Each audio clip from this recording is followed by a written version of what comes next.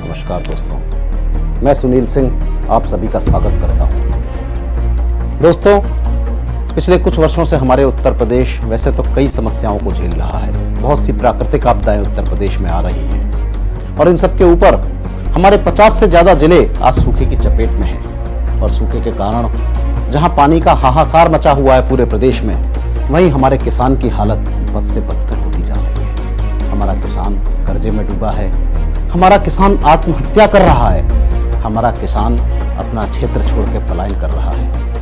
और दोस्तों, आज भी किसान बिजली, पानी, डीजल, इन समस्याओं के लिए, इन मूलभूत समस्याओं के लिए आज भी संघर्ष कर रहा है। दोस्तों, इन सभी के ऊपर सभी दल कह रहे हैं कि हमारा भारत कृषि प्रधान देश है। सभी दलों के एजेंडे में किसान सबसे ऊपर है।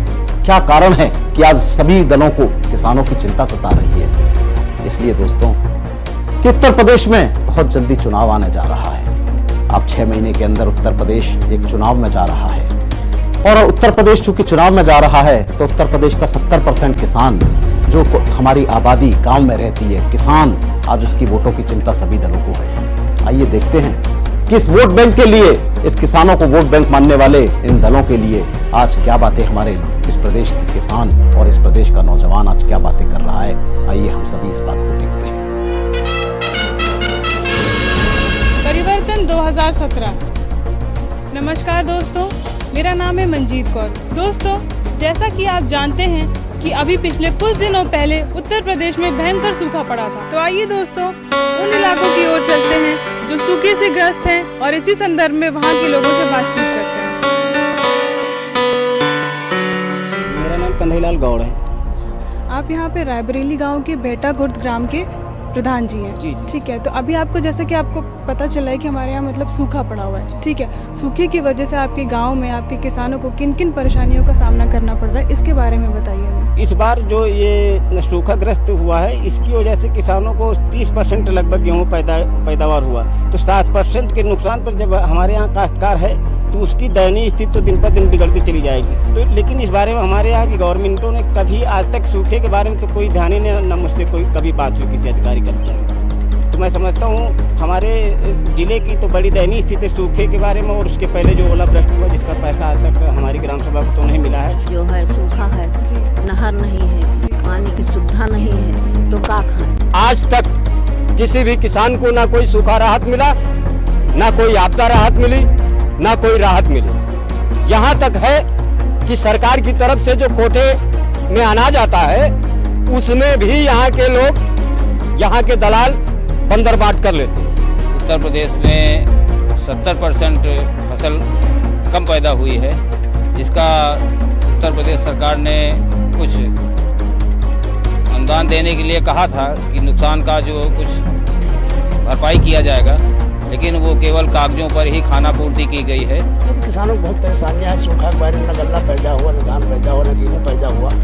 सरकार ने कुछ वादे किए थे लेकिन उसको भी नहीं दिया। 2 साल हो गया, अभी तो उसका मुआवजा नहीं मिला है और पानी नहर में नहीं आ रहा। हमारे यहाँ 10 साल हो गया, पानी नहर में नहीं आ रहा। अभी पानी आया है और टेल तक नहीं पहुँचा है। मुश्किल से वो टेल तक पहुँच जाएगा, उसके बाद उसे कोई ध्यान नहीं देता है। न सरकार ध्यान देती है, न संबंधित कर्मचारी कोई ध्यान देते हैं। अरे परेशानी है, खाने पीने का, राशन पानी जो है, लड़का बच्चा भूखा मर रहे हैं। किसान परेशान है, पानी के ट्यूबवेल पानी कम दे रहे हैं, वही व्यवस्था पानी की भी नहीं हो पा रही है। सबसे बड़ी समस्या ये है कि जब पानी का संरक्षण नहीं होगा, अच्छी व्यवस्था नहीं होगी, तो स्वाभाविक है कि उसमें जो है पैदावार नहीं होगी। ये लगातार जो है करीब पिछले 3 सालों से पेयजल की विशेष समस्या है। पेयजल प्लस लाइट के लिए, जो कि हमारे यहाँ टंकी 3 किलोमीटर दूर बनी है पवैया ग्राम सभा से, उस पेयजल में जो ऑपरेटर रखा गया है वह पद के मिजाज करके वो पानी नहीं देता कभी। हम एसडीएम के पास भी गए कई बार, डीएम भी हमारे पवैया ग्राम सभा में आया, वो गुमराह करके पानी नहीं दे रहा। और एक परेशानी न खेती में कुछ पैदा होता है और गवर्नमेंट न कुछ सहयोग कर रही है। सूखा पड़ने के कारण हमारे यहाँ गरीब भाई जो है वो बहुत पीड़ित है। हमारे गांव में सूखे की वजह से फसल में कमियां होती हैं जो हम उचित मात्रा में पैदा नहीं कर पाते। किसानों के खेतों में आज 4 साल से अनाज नहीं पैदा होता, सिंचाई का साधन सही नहीं, नहरें फेल है। दोस्तों, मैं खुद एक किसान हूँ, मैं किसान परिवार से रहा हूँ। मेरे पिताजी ने, मेरे दादाजी ने और हम सभी ने खेती से ही अपनी जीविका चलाई है, अपनी रोजी रोटी चलाई है, और हम जानते हैं कि किसानों की समस्याएं क्या हैं। लेकिन मैं जब इन लोगों से मिला, उत्तर प्रदेश में इन 50 जिलों में घूमकर जब मैं लोगों से मिला जहां सूखा पड़ा, और मैंने जाना चाहा कि उनके प्रतिनिधि जिनको उन्होंने वोट दिया उनके लिए क्या कर रहे हैं, तो मैंने पाया कि जो कुछ आपने देखा वो तो एक छोटी सी झलक है, असली सच तो इससे कहीं ज़्यादा कड़वा है।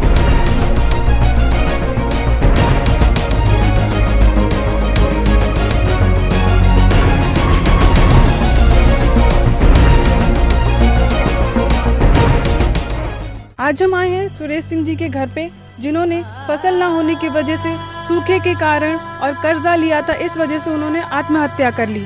तो आइए चलते हैं उनके घर वालों से, उनके परिवार वालों से कुछ बात करते हैं और जानते हैं उनके आत्महत्या करने की वजह क्या रही होगी।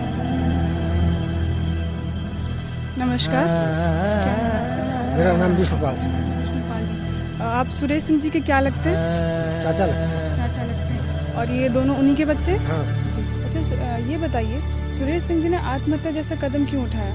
बार बार बुंदेलखंड में सूखा पड़ने से और ओला वृष्टि अति होने से यहाँ 5 दाने पैदे नहीं हुए। बैंक से कर्ज लेके और सोसाइटी से भी कर्ज लेके आर्थिक तंगी के कारण उन्होंने आत्महत्या। ये बताइए, जब गांव में सूखा पड़ता है या ओले पड़ते हैं तो उस दौरान आप लोग क्या करते हैं? मजदूरी करने जाते हैं या क्या करते हैं? मजदूरी तो कुछ है ही नहीं है, बस जो है बैंक का कर्ज लेके किसी तरीके खाते हैं, पड़े हैं, क्या करें। तो ये बताइए, जब आप लोग बैंक के पास जाते हैं तो बैंक से आप लोगों की क्या शिकायतें हैं? बैंक क्या करता है, क्या नहीं करता है? कर्ज जब अधिक हो जाता है तो कर्ज की आर्थिक परेशानियां तो आती हैं। क्या आपको सरकार की तरफ से कोई सहायता मिलती है?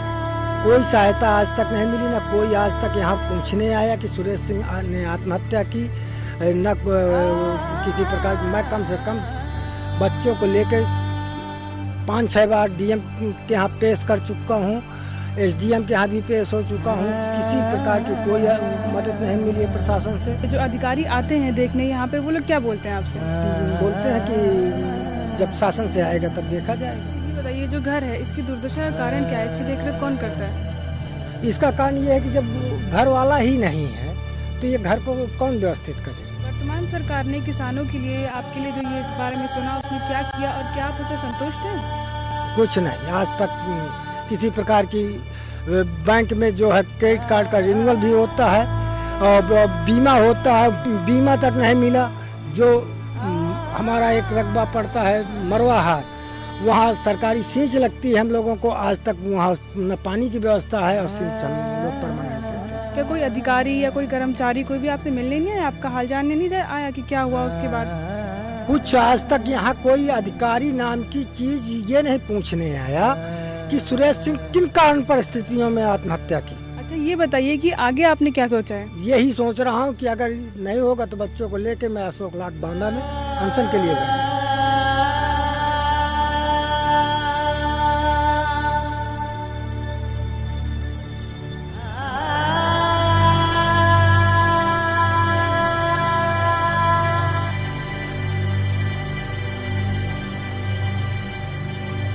सुरेश सिंह, जो कि 35 वर्षीय जवान इंसान थे, उन्होंने आत्महत्या कर ली। आइए बातचीत करते हैं यहाँ के गांव वालों से, यहाँ के किसानों से, और जानते हैं कि उनकी आत्महत्या करने के पीछे ऐसी क्या वजह रही होंगी। पैदावार नहीं होगी तो स्वाभाविक है कि किसान जो है डिप्रेशन में जाएगा, और जब उसे कोई चारा नहीं मिलता तो जो कमज़ोर मानसिकता वाले ही, जो कि सब लोग तो करते नहीं, तो बेचारे बिल्कुल मजबूर हो जाते हैं कि मतलब अब इस जीवन में बिल्कुल अंधकार है, तो इस वजह से वो लोग जो है अपने जीवन की लीला समाप्त कर लेते हैं। सुरेश सिंह कर्ज से डूबे थे, परेशान थे, इसीलिए आत्महत्या कर लिया। और ऐसी क्या क्या वजह रही? वजह खेतों में कुछ पैदा नहीं होता था, सूखा सूखा पड़ा है ही है। यहाँ की केसीसी से, एक सोसाइटी से, दोनों से बैंकों से कर्ज ले लिया था और बच्चों की परवरिश कर रहा था। 2 साल से कुछ हुआ नहीं तो अपनी ज़िंदगी से तंग आकर उसने आत्महत्या कर ली। हाँ, अब विगत इधर 3 वर्षों से भयंकर सूखे की वजह से वो परेशान था और लगभग वही 1.5 साल पहले पत्नी भी इसी कर्ज और बीमारी की ही वजह से उसने भी आत्महत्या की थी। मेरा वो पड़ोसी है, वो बहुत निहत गरीबा था, उसके कुछ खाने के लिए नहीं था घर में। 4.5 लाख का केसीसी से लोन लिए था। इसके बाद उसके 2 बच्चे थे, एक बच्ची एक बच्चा, उसके खाने के लिए नहीं था। बैंक से उसको बार बार प्रताड़ित होकर घर वापस आता था, इसलिए उसने आत्महत्या किया। आज हम आए हुए हैं बांदा जिले के पवैया गांव में, तो आइए चलते हैं, बातचीत करते हैं इन लोगों से और जानते हैं क्या हालात है इस गांव में। अपने पिताजी का नाम बताइए। श्री राजेंद्र सिंह। अच्छा, उनकी मौत कैसे हुई थी? पैदावार हुई नहीं तो कर्ज किस तरह भरा जाए, फिर इस तरह और 4 साल से सूखा पड़ता चला आया, इसलिए इस वजह से फिर बैंक गए। जब फिर बैंक गए तो कहा कि यार हमारे इस कर्ज को बढ़ा दो, तो बैंक वाले फाइल बनाया। अब बनाए के बाद तुरंत जो कह दिया कि अब नहीं बनेगा तुम्हारा कर्जा। बोर वोर कराने के लिए सोच रहे थे, पहुँचे खेत में जो फसल थी गड़बड़ उसको देखा, वहाँ बैंक की हालत देखा, घर की स्थिति देखा, इसलिए उनका जो है सदमा लगने से उनकी मौत हुई। तो 4 साल से लगातार सूखा पड़ रहा है। तमाम खेती कृषिकार हेतु लोन तमाम लिए गवर्नमेंट से, अब उसको भर भी नहीं पा रहे और खेत में भी नहीं हो रहा। उससे आदमी सब जो किसान है बहुत दबा हुआ कर्ज से। उधर गवर्नमेंट न ब्याज माफ़ कर रही न कृषि लोन माफ़ कर रही, जिससे वो कर्जा भरने में पीड़ित है। उससे उस सदमे से कुछ लोग आत्महत्या कर रहे हैं, कुछ हार्ट अटैक से मर रहे हैं, चूँकि उनके बच्चे परिवार सब भूखों से मर रहे हैं। दोस्तों, सूखे के बारे में आपने इस संक्षिप्त विवरण तो देख ही लिया और पिछले दिनों मैं खुद भी दौरा करने उन जिलों में गया, उन लोगों से मिलने गया जो लोग आज सूखे की समस्या से ग्रस्त हैं, और उन लोगों से मिलकर जानना चाहा कि जिन लोगों को उन्होंने केंद्र की और उत्तर प्रदेश की सत्ता सौंपी है, आखिर वो उत्तर प्रदेश के सूखे के लिए क्या कर रहे हैं, लोग क्या कहते हैं हमारे उन जनप्रतिनिधियों के बारे में। आप भी देखिए, आइए। हम लोग तो झूठे वादन से सब कह के हो गए हैं परेशान। जनता के काम है, आए हो हाथ पांव जोड़ के बांट ले गो, जो कुछ मन हो तो उन करो, लेकिन अब हम लोग ये चाहते हैं कि जो सरकार आए कम से कम उस समझदारी करे, कागज पे ना काम करे। हम सरकार चाहेंगे कि वो आम पब्लिक का हित करे। सरकार वही अच्छी होती है जो जनता के लिए होती है, जो कम से कम वहाँ की लोकेलिटी को समझते हुए वहाँ की जो मूलभूत समस्याएं हैं उनको जो है सही करने का प्रयास करे, लोगों को सुख सुविधा प्रदान करे, किसान को जो खेती योग्य माहौल प्रदान करे। अगले आने वाली सरकार से यही अपेक्षा करते हैं कि किसानों का भी ध्यान दें, कई क्षेत्र के अनुसार जहाँ पानी की कमी है वहाँ पानी की सुविधा करें, जहाँ खाद बीज की कमी है वहाँ खाद बीज की पूर्ति करें। हम यही चाहते हैं जो सरकार आए वो किसानों के लिए कुछ करे, जनता के लिए कुछ करे, और विजय माल्या जैसे अरबपतियों का उनका वो न करे। और हमें ऐसा नेता चाहिए जो किसानों का भला करे, किसानों के बारे में सोचे। ये जो भुखमरी पड़ रही है इसका जो है ध्यान देते हुए हम किसानों भाइयों को जो है अच्छी से अच्छी सुविधा मिलना चाहिए। तो सरकार जो ऐसी हो जो कहे वही करे, ऐसी सरकार जो कि हमारे गांव को, हमारी महिलाओं को, हमारे देश को आगे बढ़ा सके। हम चाहेंगे कि जैसे हमारे चौधरी साहब कभी हुआ करते थे और प्रधानमंत्री थे, मुख्यमंत्री थे, उन्होंने किसानों के लिए अत्यंत सराहनीय कार्य किए हैं। आज भी चौधरी साहब के नाम पर पूरे देश में कृषि मेलाओं का आयोजन किया जाता है। हम चाहते हैं कि वैसी ही सरकार बने जो किसानों का कल्याण कर सके। किसान आयोग का गठन हो जिससे किसानों की समस्याएं डायरेक्ट सरकार तक पहुंचें और उनका निराकरण हो सके। जैसे हमारे चौधरी चरण सिंह जैसे थे, उस तरह का हमें नेता चाहिए जो आगे जो है गरीब भाइयों का ख्याल कर सके और हमारा गरीब भाई जो है उन्नत कर सके। हम चौधरी चरण सिंह जैसा प्रधानमंत्री कोई हो, पार्टी वैसी हो तो उसको वोट देना चाहिए। दोस्तों, तो हमने यहाँ के गाँव वालों से बात की, यहाँ की किसानों की परेशानियों को समझा, और आइए अब चलते हैं सुनील सिंह जी के पास और उनसे इस बारे में बातचीत करते हैं। दोस्तों, अभी सूखे के बारे में समस्याएं तो आपने देख ली। अब प्रश्न इस बात का है कि इन समस्याओं का विकल्प क्या है। और इस विकल्प को जानने के लिए हमारी सरकार आज़ादी के 68 साल बाद भी आज भी उत्तर प्रदेश में हर वर्ष सूखे का रोना रोती है। और इस सूखे की मुआवजे की जब तक बात आएगी, जब तक बंटने की बात शुरू नहीं होगी, किसान को मुआवजा मिलना भी शुरू नहीं होगा, उससे पहले उत्तर प्रदेश के कई जिले बाढ़ की चपेट में होंगे। और जब बाढ़ की चपेट का मुआवजा, बाढ़ से जो फसलों को नुकसान होगा, उसका भी जब तक समाधान नहीं होगा, उससे पहले ओलावृष्टि आ जाएगी जो किसानों की फसल को नुकसान करेगी। और उन सब के बाद हमारा प्रशासन, हमारी सरकारें किसानों को 10 रुपये, 20 रुपये, 100 रुपये, 200 रुपये का चेक देकर किसानों को मुंह बंद करना चाहेंगी। दोस्तों, इसका स्थायी समाधान क्या है? प्रश्न इस चीज का है कि आखिर कौन से समाधान ऐसा होना चाहिए कि आगे आने वाले सालों में उत्तर प्रदेश में सूखा ना पड़े, उत्तर प्रदेश के 50 जिले सूखे की चपेट में ना आए। दोस्तों, प्रकृति से हम नहीं लड़ सकते, प्रकृति पे किसी का जोर नहीं है। हम ये नहीं कह सकते कि आने वाले समय में अगर हमें आप ताकत देंगे तो कोई सूखा नहीं पड़ेगा, ऐसा नहीं कह सकते। लेकिन हाँ, इतना जरूर कह सकते हैं कि हम इसका ऐसा समाधान निकालेंगे कि आने वाले समय में ये सूखा बहुत कम पड़ेगा। और इसके लिए हमारे पास कुछ समाधान है। हम चाहेंगे कि हर ग्राम पंचायत में, हमारे उत्तर प्रदेश की जो 58,000 ग्राम सभाएं हैं, उसमें तालाब, बहुत से तालाब कागजों पर खुदे हुए हैं। हर साल हमारे जो सरकारें हैं वो तालाबों को कागजों पर खोदती हैं, कागज में ही तालाब भर जाते हैं और जनता को, आम नागरिक तक तो वो तालाब पहुंचते ही नहीं है। हम चाहेंगे कि उनकी देखरेख, चूंकि जनता नहीं कर रही है, हमारी पंचायत नहीं कर रही है, उनकी देखरेख कर रहे हैं लखनऊ और दिल्ली के एयर कंडीशन कमरों में बैठे ब्यूरोक्रेसी। इसलिए हम चाहेंगे कि उनके हाथ से ये अधिकार लेकर, ये अधिकार, तालाबों की देखरेख का अधिकार पंचायतों को दिया जाए। उनकी देखरेख में तालाबों के लिए प्रतिवर्ष एक बजट का आवंटन किया जाए ताकि उन तालाबों को ठीक से रखा जा सके। इसके अलावा बड़े शर्म की बात है दोस्तों, उत्तर प्रदेश में हर वर्ष हम देखते हैं जब बजट आता है, हजारों करोड़ रुपया नहरों की सफाई के नाम पर दिया जाता है। हर वर्ष, ये हर वर्ष है, ऐसा नहीं कि किसी एक वर्ष हो। सिंचाई मंत्री, सिंचाई ऐसा डिपार्टमेंट है कि हर सरकार जो आती है उसका खास मंत्री सिंचाई डिपार्टमेंट को लेना चाहता है, क्योंकि उसमें उतना भ्रष्टाचार है कि उससे ज्यादा भ्रष्टाचार शायद ही किसी उत्तर प्रदेश के विभाग में हो। उसका कारण है कि जब वो सिंचाई विभाग हर वर्ष नहरों की सफाई के लिए हजारों करोड़ का बजट रखता है और जब वो बजट खर्च होता है उसके बाद भी नहरों का पानी किसान की टेबल तक नहीं पहुंचता, क्योंकि थोड़ा बहुत दिखाने के लिए कहीं जेसीबी से थोड़ी बहुत सफाई कर दी जाती है और हजारों करोड़ का भुगतान हो जाता है। दोस्तों, हम चाहते हैं कि आप हमें ताकत देंगे तो उत्तर प्रदेश में किसी भी ठेकेदार का भुगतान तब तक नहीं होगा जब तक उस ग्राम सभा का प्रधान और ग्राम सभा की पंचायत उसको वेरीफाई नहीं करेगी, सर्टिफाई नहीं करेगी कि इसकी नहरों की सफाई हुई, तब तक किसी ठेकेदार का भुगतान नहीं होगा।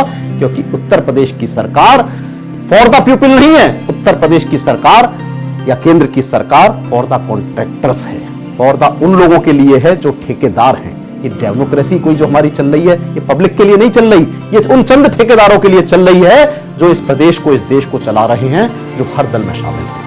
इसलिए उत्तर प्रदेश में हम चाहेंगे कि सूखे का जो भी कुछ, अगर आप हमें ताकत देंगे तो हम ऐसा समाधान करेंगे कि आने वाले समय में हमारे बुंदेलखंड का किसान, हमारा झांसी, महोबा, हमीरपुर ऐसे जिलों का किसान अपना गांव छोड़कर दिल्ली बंबई ना जाए, मजदूर ना बने बंबई में जाकर, मजदूर ना बने दिल्ली में जाकर, बल्कि उत्तर प्रदेश में महोबा में ही रहकर खेती कर सके। हम ऐसा समाधान करने का प्रयास करेंगे।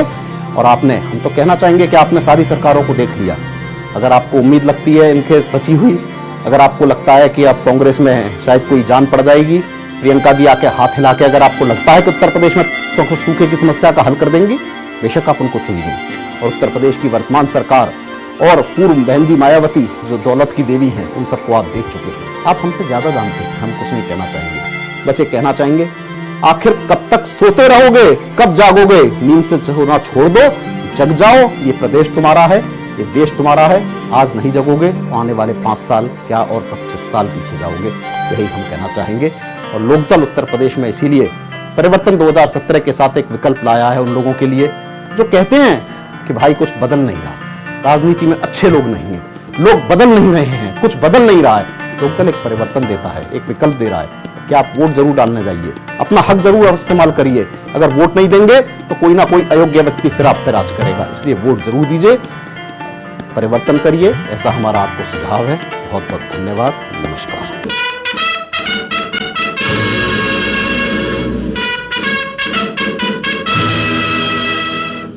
सुशील अग्रवाल अग्रवाल जी, आपने स्वर्गीय चौधरी चरण सिंह जी के साथ काम किया है, तो तब के टाइम में और आज की राजनीति में क्या फर्क है? देखिए, मैं उनके साथ 8 साल संबंध जरूर रहा और मैं अपने अनुभव से कह सकता हूँ कि उस समय की राजनीति सेवा भाव के लिए होती थी और आजकल प्रोफेशन है और प्रोफेशन में सब कुछ जायज है। चौधरी चरण सिंह के रहते ही चौधरी राजेंद्र बाबू ने लोक दल के राष्ट्रीय अध्यक्ष बन चुके थे। उनके बनने के बाद उनके लड़के हैं चौधरी सुनील सिंह जी, जिनके सानिध्य में हम लोग आज भी लोक दल फल फूल रहा है और यही असला लोक दल है। इसका चुनाव चिन्ह खेत जोतता हुआ किसान था, तब भी था, आज भी है और कल भी रहेगा। ये असली लोक दल है, ये चौधरी साहब का है। भाऊ सुनील सिंह इसके राष्ट्रीय अध्यक्ष हैं, इसके पूर्व प्रधानमंत्री जी चरण सिंह है, ये उनका लोक दल है। हम लोक दल के लोग किसानों के हितों की लड़ाई लड़ते आए हैं, हमेशा से लड़ते आए हैं, लड़ते रहेंगे। हम ही एक ऐसे हैं जो किसानों को भला कर सकते हैं। सिर्फ उत्तर प्रदेश और हिंदुस्तान में एक ही लोक दल असली लोक दल है। वो लोक दल चौधरी चरण सिंह ने किसानों के लिए गठित किया था, गरीबों के लिए, गांव के लिए गठित किया था। शोषण को और प्रतिभा पलायन को हम और हमारा दल पूरी तरीके से रोकने के लिए जो है वचनबद्ध है। लोक दल का मानना कि समान शिक्षा होना चाहिए, समान कोर्स होना चाहिए, समान पाठ्यक्रम होना चाहिए। लोक दल की यह मांग है कि जब वो सत्ता में आएगा तो सत्ता के विकेंद्रीकरण को पूरी तरह लागू करेगा और 36 विभाग को प्रदेश में लागू करके जो पैसे का वितरण है विकास का, उसको गांव तक पहुंचाएगा, ताकि गांव के हर आदमी को सत्ता का, विकास का पूरा लाभ मिल सके।